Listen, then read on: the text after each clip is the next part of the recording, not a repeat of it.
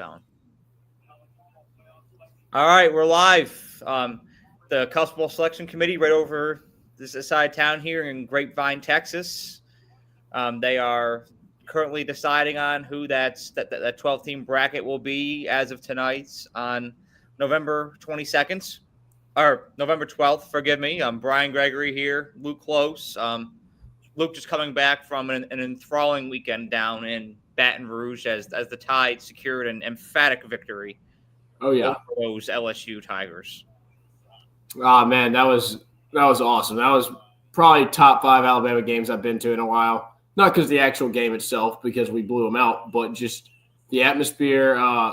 Alabama fans there, and I heard a lot about LSU fans being like obnoxious and hard to deal with and whatnot. But I guess when they lose, they're very nice. So I had a great time all weekend. It was one of the better college trips I've taken, and I've been to a lot of different places to watch the Tide play. But that was one of my favorite places. LSU, top 5. Yeah, Death Valley is on the list. I mean, that place is just simply incredible. You've got to go. I got to go at some point. I actually wanted to go to that game. Like it was on my list, but we had to work this weekend for Rally Day for the Cowboys. So I was there for like 3 hours. So like each shift was 3 hours. But I thought it would have been great to head down to Baton Rouge and watch that game. I mean, it's, especially seeing the curb stomping that it was. Yeah, it would have been great as an Alabama alum to be there. That's right. And I mean, I'll say this though. After going to Neyland and Death Valley, there is no way that Tennessee was not pumping noise into their stadium. Now, I'm not making any accusations, but I've heard Death Valley is the loudest, louder than Neyland, and Neyland was 2 or 3 times louder than Death Valley was. Now, I don't know if everybody was just tired because it was a night game or whatnot, but it was the difference in noise was kind of shocking to me, honestly. Like I think Tennessee was by far way harder for the team to play than Death Valley was. Oh, they probably pump noise in. Yeah. 126 decibels is insane. The Seahawks Stadium's the loudest in the NFL, and I think they got up to like 121. Maybe Arrowhead got up to like 121 once. It's just, I don't know. It's a crazy atmosphere, though. Both of them were equally as crazy. Did have a lot more fun in LSU, though. Well, of course, with the victory, you're going to right. I mean, that was just an exclamation point too. 42-13, like that says emphatic as it gets. Right. It's that's one of those games where if you're a fan of Alabama, it's like hell yeah. Oh yeah, 100%. If you're a fan of LSU, it's absolutely jarring. And then if you're just a standard fan watching. That sucked. That was a game with high expectations and very massively underdelivered. Another game with some kind of shocking results to me was Ole Miss and Georgia. I thought Georgia was going to go in there and handle their business and get it done, but Ole Miss showed a lot of mettle against Georgia, and that's probably the biggest victory in program history. I mean, I'm not a huge Ole Miss know-it-all or whatnot, but that's got to be up there in program victories ever. Well, I will say this about the Ole Miss victory. I mean, Rebs fans will probably still tell you that the Bo Wallace game back in 2014 was the best Ole Miss victory ever. But I would say that this one is because, like, they are now actually in a prime position to clinch playoff spots. Very good spot. And I think it's going to bolster this team. I really do. I view Ole Miss differently than I ever have after that game. The SEC is really filling in some playoff spots. I mean, one of these good SEC teams is going to get left out. It's just, it's just a matter of fact. I mean, you got Alabama, Georgia, Texas, Ole Miss, Tennessee. It can't be the SEC Bowl, can it? Oh, it can. It has before. Yeah. And it can again. I mean, this is. I can't ever tell these graphics. But before they get into it, I just want to, because they're explaining the breakdown again, which we know. Before we get into this here, I had a couple clowns texting me the other day. They know who they are. They'll remain anonymous, but they know who they are. Trying to say that the Big Ten is better than the SEC this year. Yeah, I'm going to need to see their ball card if they're in the database or not, because that is just not true at all. Let's talk about that afterwards. We got the rankings are coming out. We got Tulane at 25. The Green Wave are in it, baby. Army 24. Did you watch the Army North Texas game? I did not get a chance to see that one. It was wow. What a watch that was. It was really. Just do you think Army deserves to be higher at 9-0? I mean, I would put them up Missouri. I don't get how Missouri's still ranked. I would put South Carolina over Missouri because I think that South Carolina would splatter Missouri if they played. They've got to be up higher, I think, right? I mean, there goes LSU down 7 spots. South Carolina should be ahead of LSU. They're at 6. There they are. Oh, South Carolina's at 21. There we go. You had to put them in. I mean, they're a few points away from being in the playoffs. That's what I'm saying. Like this. Yeah. And what's crazy is, even though there's 3 losses, there is still a chance. There's a slight chance, but there is a chance. I mean, South Carolina is I saw their fans are calling them a championship contender disguised as a 6-3 team, and I couldn't agree more.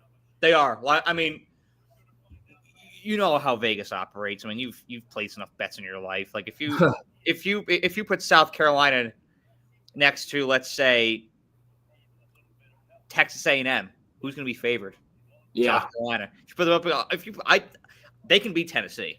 Absolutely. They could 100% beat Tennessee. I think they potentially beat Alabama if they play again. What are you looking at with this ACC situation? We see Clemson's at 20 and now Louisville's at 19. We don't know where Miami's going to fall at. I think Miami's going to take a tumble. I think they're going to take a tumble. But I think at this point, Colorado at 17. I think at this point you got to give SMU their flowers. I mean, are they gonna be the top ranked seed in the SEC in the ACC right now? Yeah, because I've watched a lot of their games and I've watched Miami's games and I'm telling you, Luke, there is a legitimate chance that SMU can pull that off. I mean, that would be a crazy story after the Big 12. After the Big 12 didn't want them, they go to the ACC. Now there's a legitimate chance Colorado wins the Big 12 too. I mean, this. Oh, I think they do. You think they do? Because think about this. I was on a Colorado show a couple weeks ago talking about this, and if they go up against BYU, I'm taking Colorado because to me, I love BYU, but to me, they're like a Minnesota Vikings several years ago when they were. They won a lot of close games. They had a point differential of like +3. Yeah. You look at this team and you're like, yeah, they won all these 7-point games. BYU, granted, a magical season. Yeah. They pulled the Oklahoma State one out of their ass. I thought they were dead in the water this past Saturday against Utah. I did too. I did as well. I did as well. But I thought it was incredible that they ended up getting it done. But I agree with you. The Vikings were like 8-0 in 1-score games a couple of years ago. And it was a magical season that just immediately got cut short because everybody knew that they weren't as good as their record said. And I think Colorado, when you look at the Big 12, you take the guys with the biggest on the field or have the best players on the field. But all right, one second, I gotta go off about something here. How the hell is SMU number 14? Yeah. How the hell do you put Notre Dame above SMU? They were idle this week, right? They were idle this week. SMU is idle this week as well, right? They were idle last week. Last week, so I guess they got it done. In DC this week. But how the hell are they? Wow, Georgia's the first team out. Georgia's first team out, yeah. Wow, I never thought I'd see the day. But they could play their way. They can play their way in with a win this week. I mean, I think they beat Tennessee. So does that mean that if Tennessee loses this week, that they trade places with Georgia? Yeah, because number one, like the Arkansas loss is pretty glaring. They had a couple games early on that were very close. Oklahoma won. Even the Kentucky game a few weeks ago was really close. Like they're their best aesthetically pleasing team. Like all their best wins are at home as well. They don't have any big road win. I just can't picture Tennessee being a team that goes into Oregon or goes into Ohio State and pulls off a win. Like, I don't think that they're built like that. There's Ole Miss coming in at 11. I mean, You that's see, as good as you can ask.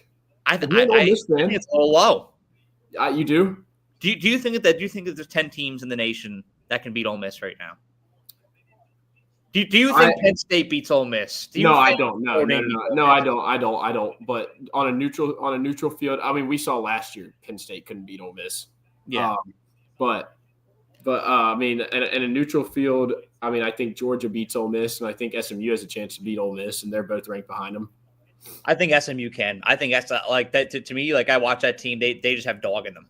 Ole Miss. I mean, I think that Ole Miss Georgia game was just a common case of this is life or death. When you push a team, I always say this in basketball, but football is the same way. When a team is on their deathbed, they play differently. But there's Alabama at 10. And Alabama was the same way. Alabama was on their deathbed. A lot of people had written Alabama off. And I find it. I wasn't very hopeful they were going to go to LSU and pull off that win, judging off of how they performed against Tennessee the last time they had a big game. I'll say this about Alabama and Ole Miss both being right there. I don't think it's extremely likely that they host a playoff game unless they win the SEC championship based off of those standings. But the thing is, there's that much more chaos that can I agree. ensue. It's still possible. We got Miami at 9, but because they're picked to be ACC champions, they're at the 4 seed. I mean, Boise State is licking their chops if they play Miami. How about the Boise State story? Being a Boise State guy, I would love that. You got Notre Dame at that 9. I cannot get behind that at all. No. Notre Dame is not better than Ole Miss, and they're not better than Alabama. Well, think about this. SMU's one loss is undefeated BYU. Yeah. Notre Dame's one loss is to Northern Illinois at home. That's how you know that the committee values the name. That's right there. And I get it's a huge brand, but that's how you know, like, that's the way of the name. Hell, Boise State's one loss is to the number 1 team on the road by 3. Yeah. Yes. Imagine where they're at. Imagine where they're at right now. If they win that game at Oregon, they're probably 5 or 6. They could be the number 2 or number 3 team in the nation if they beat Oregon, and then Oregon proceeded to beat. If they're undefeated and beat Oregon, and Oregon beats Ohio State, they're the number 1, number 2 team. Now, based off of, we'll get to the rankings in a second, but based off of, I don't know how this format works. If Boise State was to be undefeated with great wins, would they could be the top 4 team? It could be a top 4 seed, or does it automatically go to the Power 4 champions? Yeah. Well, because think about this. You've got a win over Oregon. Yeah. Washington State got down the schedule. Yeah. Washington State's ranked. Yeah. I mean, this is a good team. I know a lot of people look at them and like, oh, that's a group of 5 team. I don't care. You could be a group of 5, Power 4. That's a dog football team. Mm-hmm. That's a Power 4 team and a group 5 team's body. If that makes sense. Like they really are. Yeah. That's a Power 4 team in the group of 5. It's different than Memphis. It's different than Tulane. How big of Tennessee, Notre Dame, that would be just a sleeper for me. I think I would sleep through that game. I mean, those offenses. Oh my God. Look at that, Alabama versus Indiana in this bracket. I got in an argument about that the other day. Your boy Zeke, I'll disclose him. Your boy Zeke was trying to tell me that Indiana would be favored over Alabama by 6.5. No, Alabama would probably be favored by a touchdown or 2. I was being gracious. I was saying Alabama 3.5 on neutral field. Well, I mean, the fact that Alabama is favored in Death Valley, that tells you something. Yeah, they would be favored against this Indiana team. This Indiana team is another big win against Michigan, but that's that absolute. And I could be wrong, but I think the absolute slacking against Ohio State is coming. They're due. I hate using the word due because obviously good football teams can win every game, but I just think Ohio State is just way better.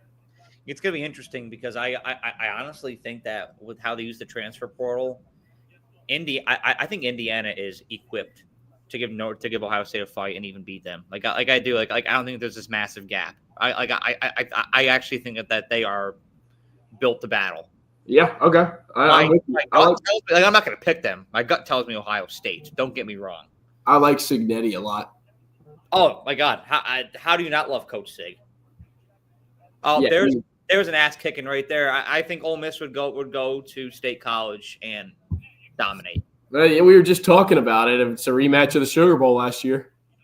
And now people will argue it's Ole Miss going to the cold, but this is an Ole Miss team that's played the elements a few times this year up in Arkansas, and they just played it again this weekend. And I know you're adding the cold in as a factor, but I don't care. Lane Kiffin knows how to put those players in the best positions to succeed, and they can play a Big Ten style of football.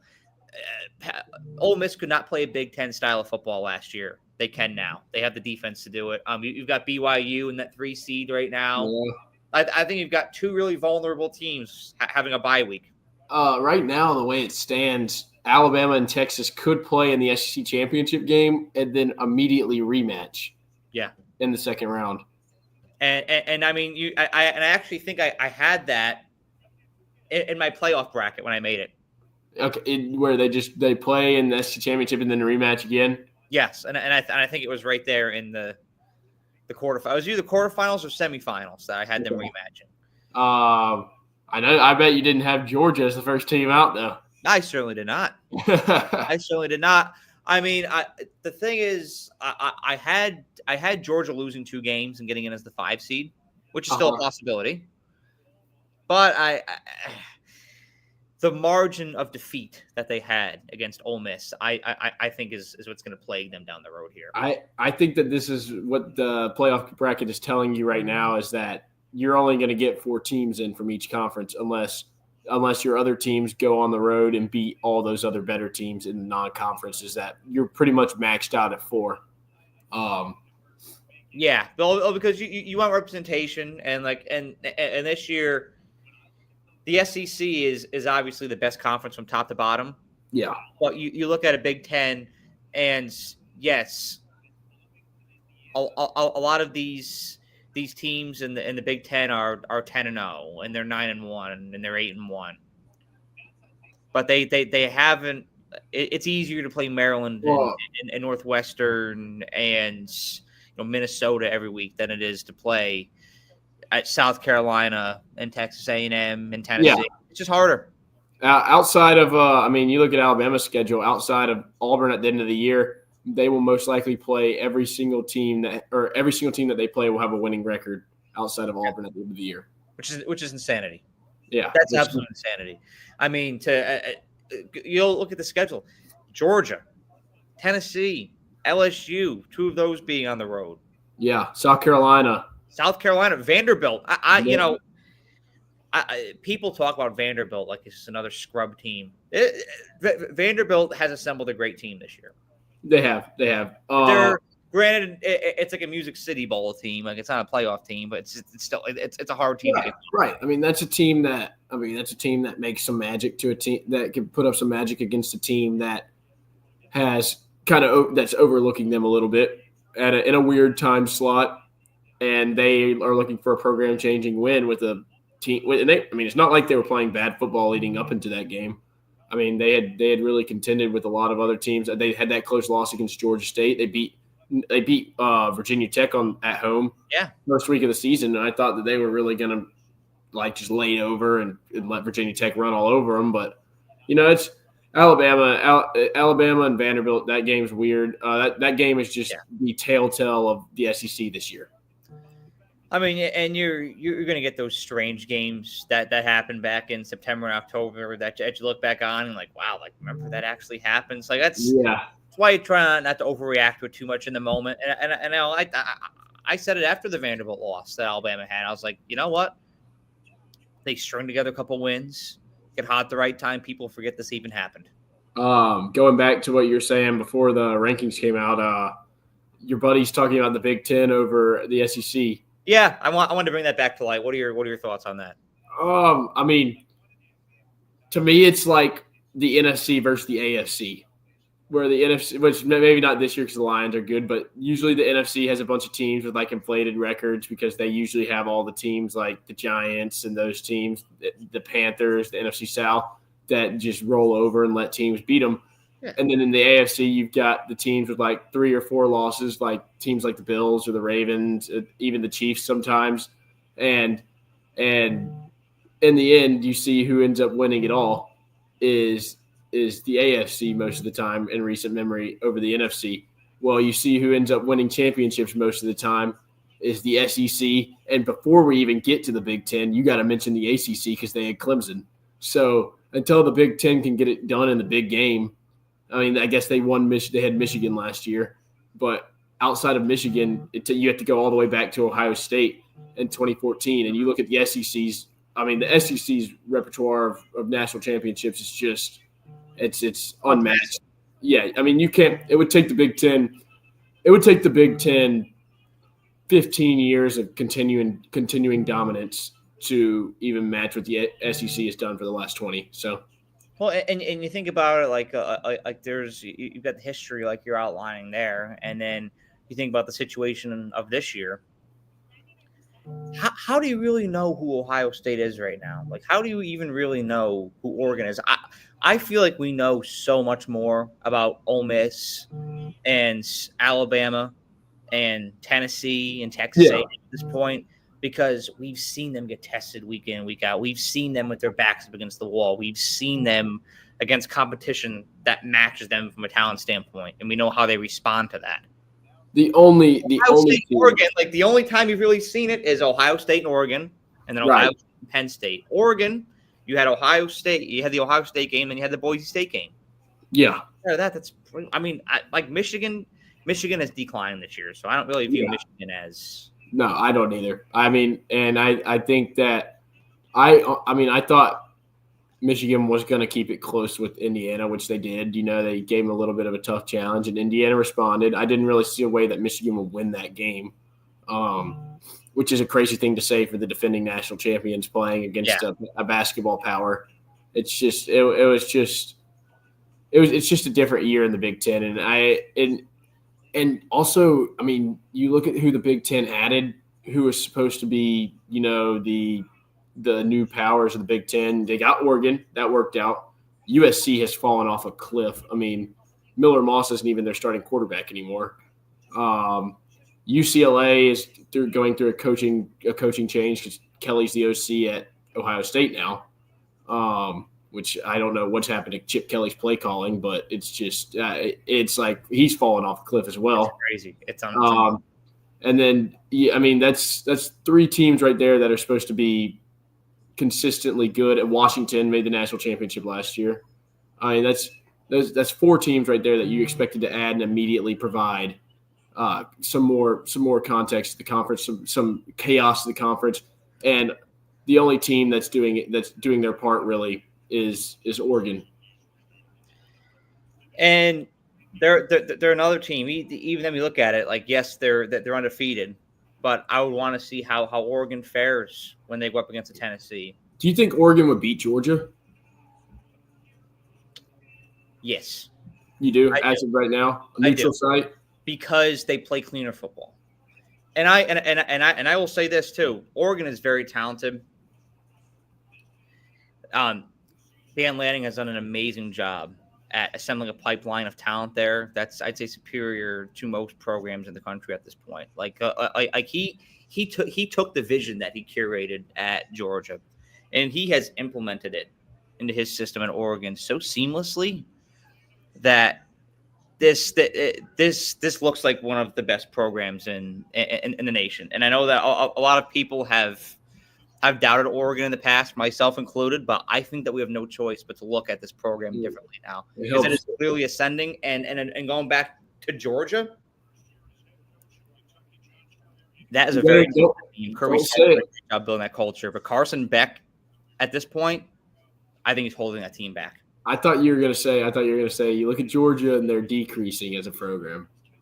No. I really don't think they are. I really think that they're at a point now where I was never high on the Carson Beck train. Like I think he's a good quarterback, not great, but he has fallen into this. He has got some very bad habits right now, as far as going through progressions, not making the right reads, and making the right decisions at an adequate amount of time, and it's really starting to plague this Georgia team. It cost them the game against Ole Miss, cost them the game against Alabama, almost cost them a game against Florida, almost cost them a game against Kentucky, Texas. Texas. I mean, he didn't play well, but he got saved by the defense. He's really struggling right now. I don't know what his deal is. I mean, I think going back to what you said, the progressions and whatnot, it almost seems to me like he's hit that point of where he thinks that he can't get any better, and that he thinks he's like the superstar or whatnot, celebrity, dating the basketball TikTok star, like he has hit a wall though. He has not taken the jump of the Heisman favorite in the preseason that everybody thought he would. Absolutely not. No, nowhere close. There's probably about 10 quarterbacks that take over him right now. And if he had, this Georgia team would be undefeated and the best team in the country. Yeah, because from top to bottom, as always, it's a solid team. But you go back and let's say like Alabama's history. Yeah. I've never seen a quarterback hold them back. No. I mean, obviously you've had quarterbacks that have been better in years and some that are a little more average. But right. I've never seen somebody hold an Alabama team back. It's a weird situation. It's a weird circumstance. Real quick, we've kind of let this team slide under the radar. This podcast or this show. Miami finally happened to him. Miami's going to Miami. Let's have a conversation here for a minute. I saw this happen for a while. I mean, if you watch Miami closely, point differential was not much. That always sets people's fraud alarms off when that point differential is low. And it just seemed like every game was the shootout. It was the struggle for Miami to get blood out of a stone to pull some of these games off. And Cam Ward, which is why I think he should be in New York this year for the Heisman ceremony, bailed them out so many times. Just elevating and being a hero when he had to be. I mean, that to me is a sign of an NFL quarterback right there. Somebody that when your name is called and the bell is rung, do you answer? He did every time except for this past Saturday. But you saw how reliant they were on Cam Ward. Yeah. And this Saturday, it finally bit them in the ass. Yeah, I mean, he's got that. To me, this is a guy I saw play Alabama live twice in big games. It was Deshaun Watson. He's got like that college Deshaun Watson factor in him where he just found ways to win games. And like when he needed to, he made every play and whatnot. And he slipped up this week. But at the same time, like you were saying, he has been – I mean, if there's one guy that has been relied on as the workhorse, it's him. The defense has not helped him out at all that year. Secondary is awful. I mean, yeah, and when they got one or two stops, I saw the tail end of the game where they gave him a chance. But at the same time, you can't let Georgia Tech take long drives. And I mean, Georgia Tech – they've already ended one season and maybe even a program this year in Florida State. And they've shown that when they have Haynes King, that they're, in my opinion, when they have Haynes King, they're a contender in the ACC. But they got Miami this week, and Miami fell into the rat trap. And we'll see if Miami responds, because Miami has been known not to respond. Now, I will say this, and we'll wrap up here in a minute because that Duke Kentucky game is about to start. But right. I want to end with this one here. In 2017, remember Miami started 11-0? I remember. And what was that final game of the season, week 13? They went to Pitt and lost on the road. And Pitt's been a team known to do that. You know who's the last team on Miami's schedule this year? Pittsburgh? Syracuse. Another team that is known for destroying lives. And yes, they have to go on the road to the Carrier Dome. Yes, I do still call it the Carrier Dome, the native upstate New York where I am. Well, it's 100% the Carrier Dome. What did they change it to? I don't subscribe to the new name. It's the Carrier Dome. What did they change it to? It's some bullshit name now, but I still call it the Carrier Dome. That's what it's always been to me. Right. And that's where Miami has to go on week 14 this year. And all I'm going to say is pop your popcorn. Not going to predict anything, but they've got Kyle McCord, he's been up and down. But I'm telling you, if he strings together, which he very well could against that secondary, one of those 350, 400-yard games. Yeah, 100%. I love. I mean, also LaKent Allen. He's the running back for Syracuse is a workhorse as well. So so if I don't see Miami's secondary tackling him if he gets into open space either. So that could be another one of those games. And you know them boys are want to make sure that their head coach gets a shower after that game too. Gets a shower 100%. They don't need that. That's not good for anybody. That's not good for his wife. That's not good for the team. That's not good for that's not good for anybody. It's win and let the guy shower. It'll always be the Carrier Dome, and it'll always be Heinz Field instead of Acrisure Stadium. So you're damn right it is. So Ravens got a tough game in Heinz Field this week. So you watch that. So they do, and you're gonna hate me. I have a video about the Steelers come out tomorrow and why they can win the Super Bowl. So might as well. Hey, keep that one in the drafts.